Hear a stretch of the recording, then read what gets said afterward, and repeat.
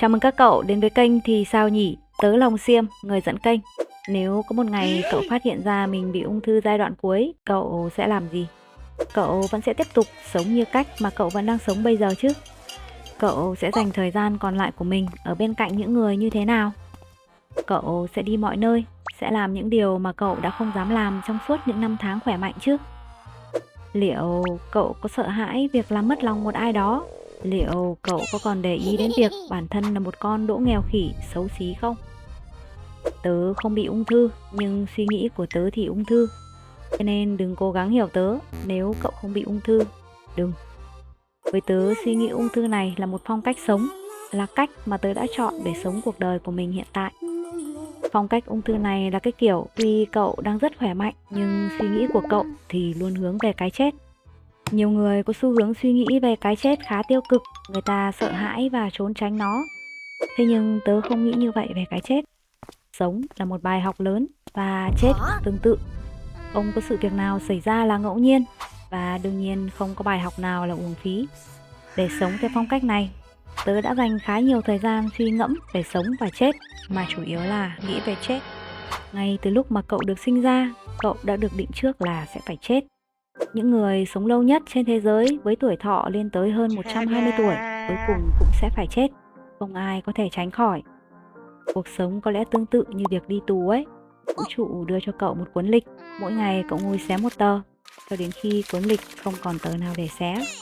Cậu được đưa đến trước cánh cửa của cái chết, và chẳng có một lối đi nào khác. Cậu bắt buộc phải mở cửa ra. Thì điều gì nằm sau cánh cửa này? Tớ cũng không biết. Suy nghĩ của tớ ung thư chứ tớ chưa chết. Thông cảm nhé. Nhưng nếu cậu muốn biết thì cậu có thể tìm hiểu về lục đạo luân hồi, hay còn gọi là 6 con đường tái sinh sau khi chết trong đạo Phật. Biết đâu đấy nó có thể giúp cậu tìm thấy phong cách sống phù hợp với bản thân. Về cơ bản thì cái chết là việc đương nhiên sẽ xảy ra với con người. Nó ít khi phụ thuộc vào ý chí hay quyết định của cậu. Cậu không thể ngăn cản nó xảy ra, thế nên chả có gì phải sợ, đằng nào chẳng thế. Thế nên tớ sống như kiểu tớ chả sợ bất cứ cái gì trên đời này. Tớ tập trung vào cuộc sống hiện tại của bản thân 100%. Sống như kiểu tớ là người duy nhất và cuối cùng trên thế giới này mà tớ cần quan tâm. Tớ sẽ làm tất cả mọi thứ trên đời, miễn là tớ thực sự mong muốn được trải nghiệm nó. Nếu ai đó ủng hộ tớ, họ có thể tự nhiên ở lại. Ai không thích có thể tự ý rời đi. Đó là lựa chọn của họ. Tớ không hề có ý định ép buộc một ai đó phải ở bên cạnh tớ hay phải làm bất kỳ điều gì mà tớ yêu cầu. Bản thân tớ cũng chỉ cho đi khi mà tớ thực sự muốn, và họ cũng có thể làm điều tương tự. Tớ nghĩ chẳng có một người sắp chết nào cần phải lo lắng cho cuộc đời của một người vẫn còn tương lai ở phía trước. Lo lắng cho cuộc đời của họ là quyền và cũng là nghĩa vụ mà chính họ nên đảm nhận. Với cái suy nghĩ ung thư này, tớ chẳng có việc gì để làm ở cuộc đời của một người khác. Sau khi tớ chết, họ sẽ tiếp tục cuộc sống của họ, hay họ ngay lập tức đi theo bước chân của tớ? Có lẽ ai cũng biết câu trả lời là gì. Thế nên trái đất mới có 8 tỷ người chứ. Nếu tớ sắp rời bỏ thế giới này, tớ còn rất nhiều thứ để làm với cuộc đời ngắn ngủi còn lại của mình. Hơn nữa, tớ cũng chẳng có ý định khi rời khỏi đây sẽ mang theo gia đình hay bạn bè của tớ cùng rời đi, kể cả nếu họ có nhu cầu. Vậy nên tớ chỉ để họ lựa chọn và sống cuộc đời của họ. Đó là tất cả những gì mà tớ làm. Phong cách ung thư này ngấm vào tớ sâu lắm. Chắc cũng cỡ gần giai đoạn cuối rồi. Không cứu được. Ngày xưa khi tớ nhìn vào bàn tay, tớ hầu như đều có cảm giác rất thích những ngón tay thon dài và mềm mại. Nhưng mà đấy là ngày xưa, bây giờ thì tớ bệnh hơn. Mỗi lần nhìn vào bàn tay, tớ có thể nhìn thấy mấy đốt xương trắng. Và cách mà tớ nhìn những người xung quanh, đôi lúc cũng không ngoại lệ. Tớ có một đứa bạn, hôm trước nó đi lấy chồng. Lúc nó vừa thay váy cưới và trang điểm xong, nó cứ hỏi tớ: "Ê, chồng tao có xinh không?" Điều này thực sự khiến tớ khá bối rối, nên tớ chỉ mỉm cười một cái. Nếu cậu đang nhìn một người giống như một bộ xương, liệu cậu có khen bộ xương của họ rất xinh đẹp không? Thế nên tớ chẳng mấy quan tâm đến vẻ bề ngoài của bản thân hay của những người xung quanh.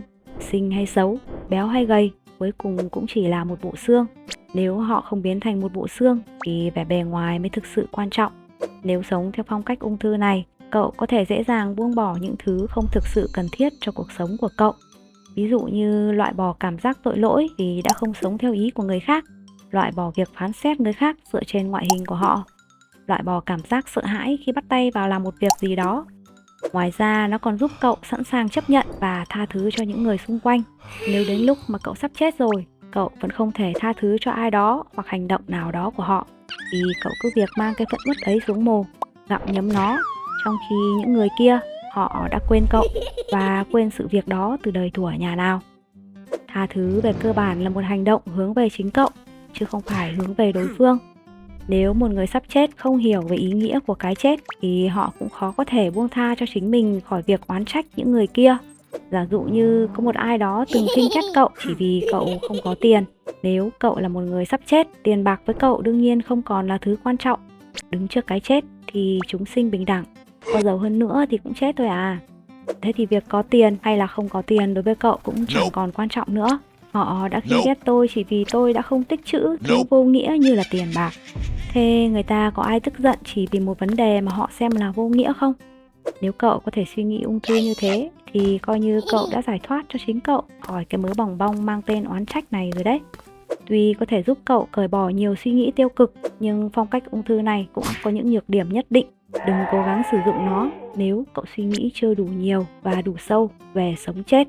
Cho dù cậu mang tư tưởng ung thư, nhưng trên thực tế cơ thể của cậu vẫn đang rất khỏe mạnh, hoặc là nó cũng không khỏe mạnh lắm, nhưng chưa đến mức sẽ tạm biệt thế giới trong thời gian ngắn. Và vì cậu vẫn đang sống nên nhiều thứ vẫn cứ phải tiếp tục.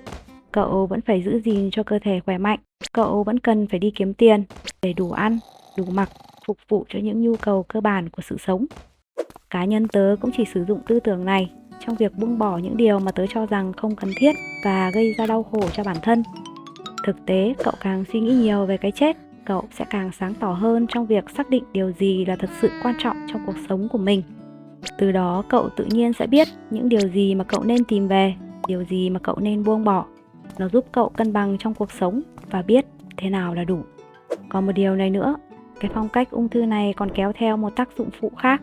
Cậu cũng biết đấy, cậu ung thư không có nghĩa là những người xung quanh cậu cũng sẽ ung thư. Thế nên sự khác biệt về quan điểm sẽ phát sinh giữa cậu và những người xung quanh. Với phong cách sống này, tớ đã nhận được không ít những lời chỉ trích hay than vãn, thậm chí là đổ lỗi đến từ những người vô cùng thân thiết. Tiêu biểu nhất là những đánh giá như ích kỷ, máu lạnh, sống quá cá nhân, không biết suy nghĩ cho người khác. Nhưng mà tớ hầu như không bị ảnh hưởng bởi mấy lời nói kiểu này. Họ nói vậy vì họ cảm thấy họ bị bỏ rơi. Nhưng một người sắp chết chẳng thể mang theo ai đó đi cùng, bất cứ ai cũng không có quyền làm như thế. Họ cũng chẳng thể kéo dài thời gian của họ để ở bên cạnh những người còn sống. Họ chẳng thể làm gì ngoài việc buông bỏ. Họ để những người còn sống tự lựa chọn và sống cuộc đời mà những người sống đã chọn. Vậy nên là tùy duyên. Cậu có biết tại sao một người khi còn khỏe mạnh làm rất nhiều việc xấu, nhưng đến lúc hấp hối họ chỉ cần rơi một giọt nước mắt hối hận là đều có thể dễ dàng nhận được sự tha thứ từ những người khác không? Chẳng có gì đâu, đó đơn giản là đặc quyền mà những người còn sống dành cho những người sắp chết. Tớ đặt tên hiện tượng này là hào quang của người sắp chết. Nó dựa trên tâm lý của những người còn sống, nghĩa là khi người ta thấy một ai đó sắp chết, họ có xu hướng chấp nhận người đó của hiện tại hơn là việc bám chấp vào quá khứ tồi tệ của người kia. Thêm vào đó một chút sự sợ hãi đến từ những mất mát mà người còn sống sẽ phải gánh chịu, nên họ hầu như dễ dàng chấp nhận và tha thứ hơn. Thế nhưng tớ chỉ là suy nghĩ ung thư, chứ thực tế tớ chưa chết vội thế được. Và bởi vì tớ chưa chết nên những người xung quanh tớ họ cũng khó có thể sử dụng hào quang của người sắp chết dành cho tớ. Họ sẽ không dễ dàng chấp nhận nếu tớ đưa ra một quyết định gì đó mà họ cho rằng nó có thể sẽ ảnh hưởng đến cuộc sống của họ. Nhưng người ta đến thế giới này một mình, rời đi cũng sẽ chỉ có một mình. Không ai có thể ở bên một người mãi mãi. Mỗi người vốn dĩ là độc lập như thế, đó là tự nhiên. Nếu cậu chấp nhận sự thật tự nhiên này, cậu sẽ không có cảm giác bị bỏ lại. Cậu chỉ việc tự hỏi lại chính cậu, xem cậu thực sự mong muốn điều gì, làm công việc nào, ở bên cạnh ai, sống một cuộc đời thế nào. Chọn lấy những thứ phù hợp với cậu, đó luôn là vấn đề của cậu. Cậu sẽ không chết theo một người ung thư đâu, thế nên hãy tự quyết định lấy cuộc đời của mình. Nội dung đến đây là kết thúc. Hãy chia sẻ những trải nghiệm và suy nghĩ của cậu về chủ đề này ở phần comment nhé. Tớ vẫn ở đây và luôn sẵn sàng để lắng nghe những chia sẻ của cậu. Bây giờ thì xin chào và hẹn gặp lại.